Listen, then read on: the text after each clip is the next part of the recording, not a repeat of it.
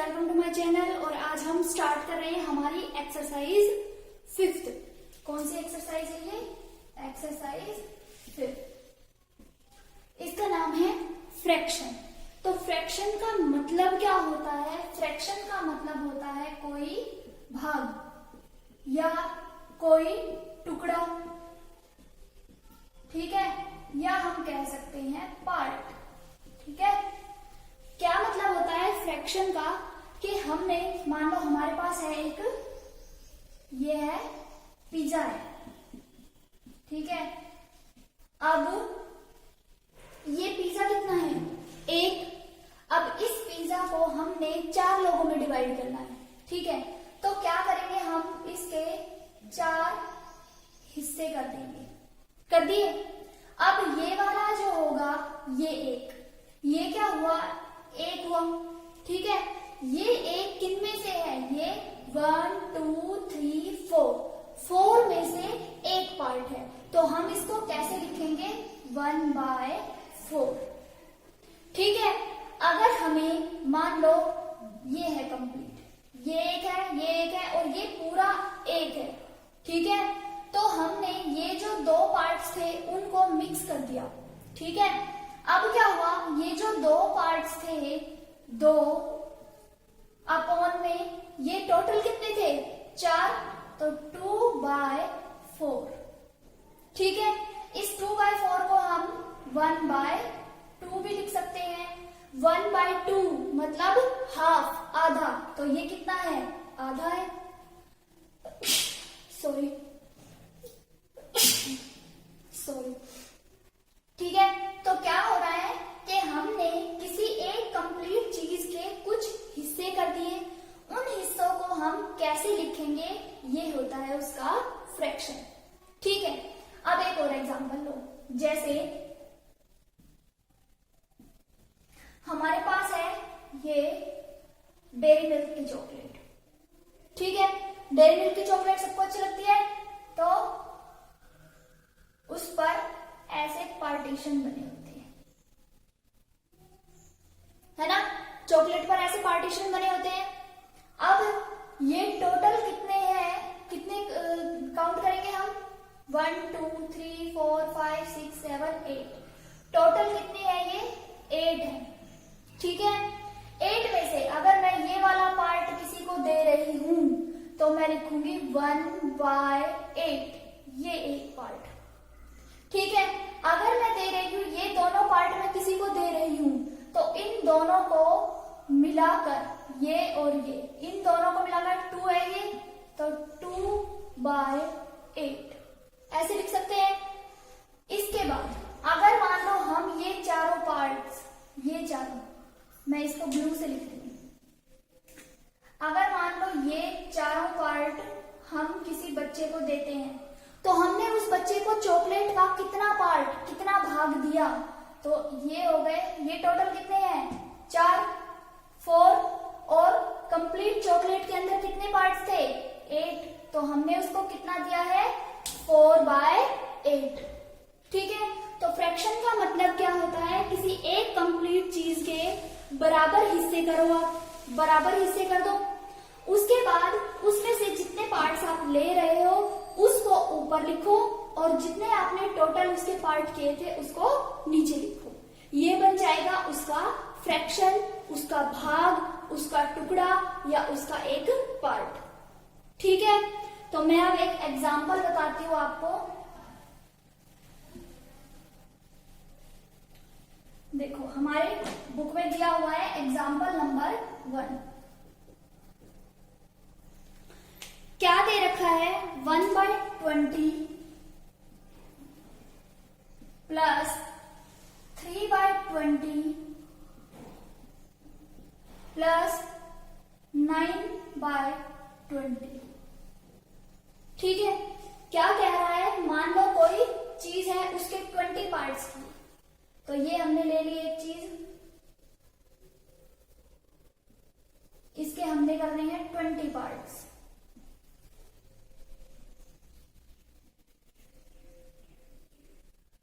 हो गए, ठीक है। अब क्या करना है? इसका 1/20 1/20 मतलब ये वाला, ये है 1/20।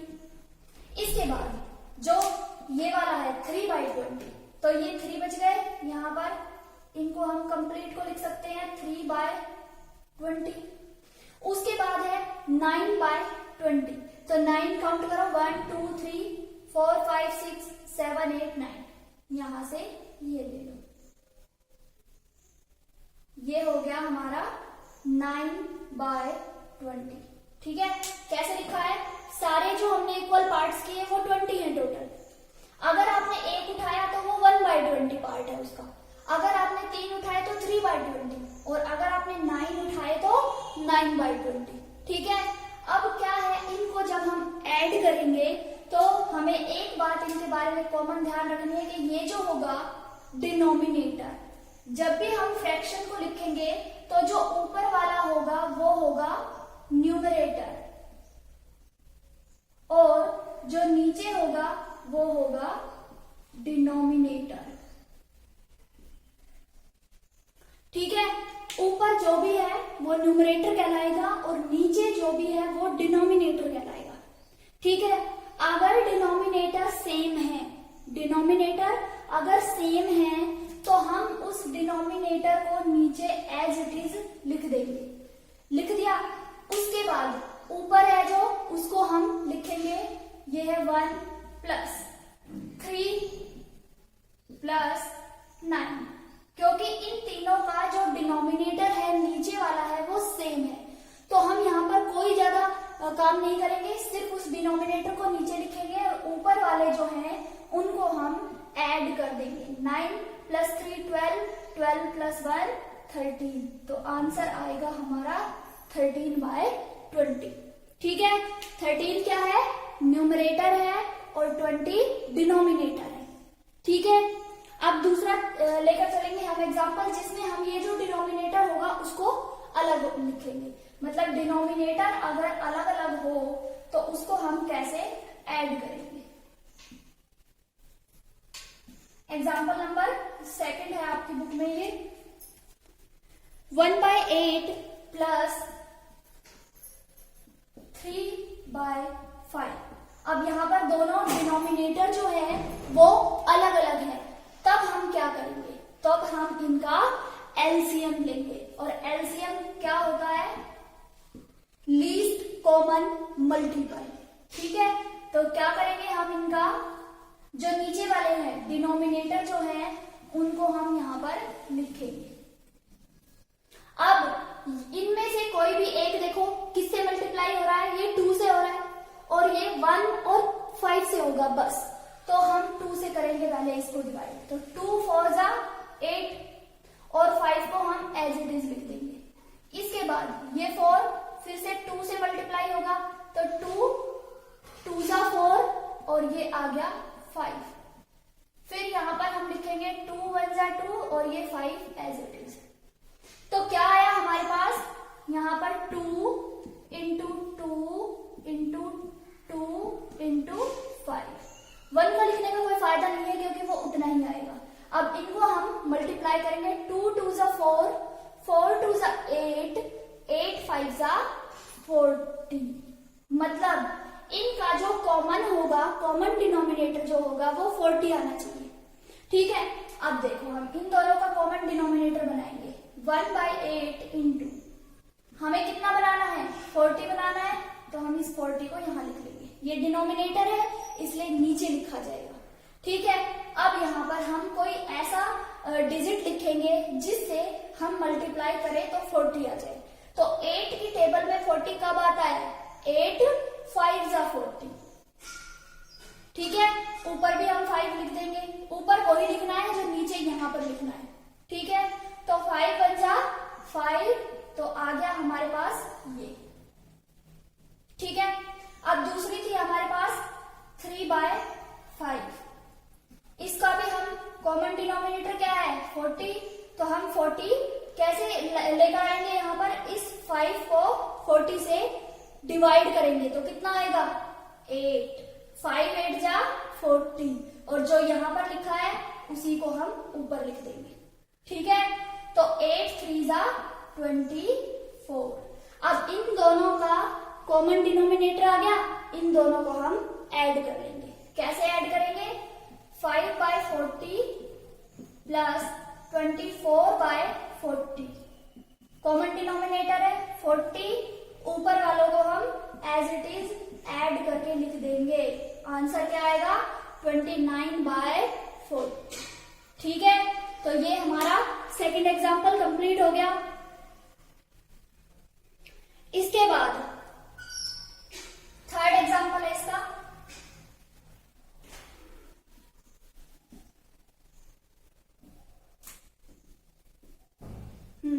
थर्ड एग्जांपल है 5/8 प्लस 1/6 प्लस 2/3। अब क्या है, इसमें फिर से वही एलसीएम लेंगे हम।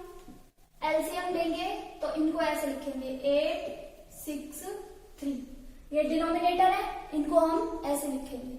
अब इसको हम 2 से डिवाइड करेंगे। 2 4 जा 8, 2 3 जा 6 और 3 को एज इट इज लिखेंगे। फिर यहाँ पर 2 2 जा 4, 3 3।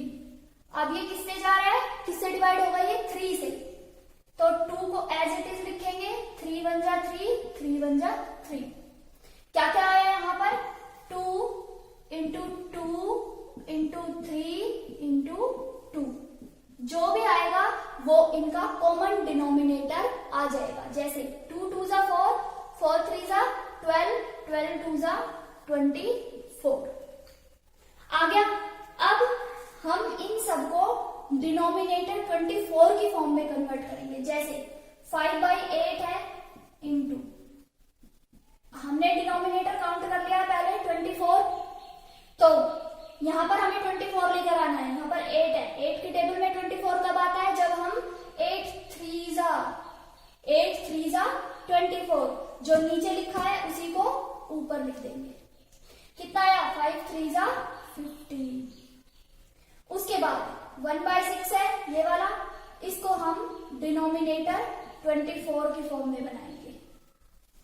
ठीक है, तो क्या आएगा? 6 1 जा 6, 6 2 जा 12, 6 3 जा 18 और 6 4 जा 24। यहां पर आ गया 4, ऊपर भी 4। जो हम नीचे लिखेंगे उसी को हम ऊपर लिखेंगे। अब 4 1 जा 4, ये आ गया हमारे पास 24 डिनोमिनेटर की फॉर्म में, ये भी आ गया 24 डिनोमिनेटर की फॉर्म में। अब हमारा लास्ट बचा है 2/3, इसको भी हम डिनोमिनेटर 24 की फॉर्म में कन्वर्ट करेंगे।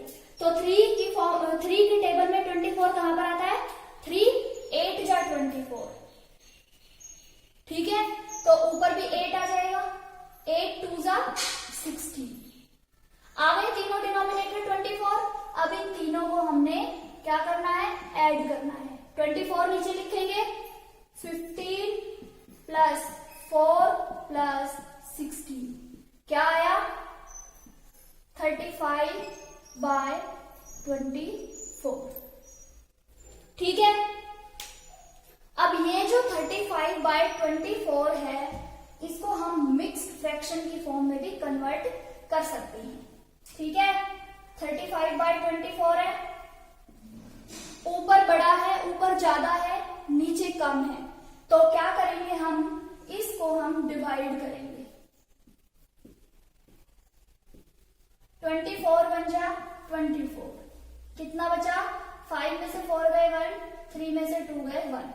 ठीक है, अब कैसे लिखेंगे इसको? ये जो हमारा डिविडेंड आया है, सॉरी जो हमारा आंसर आया है उसको हम यहां पर लिखेंगे। उसके बाद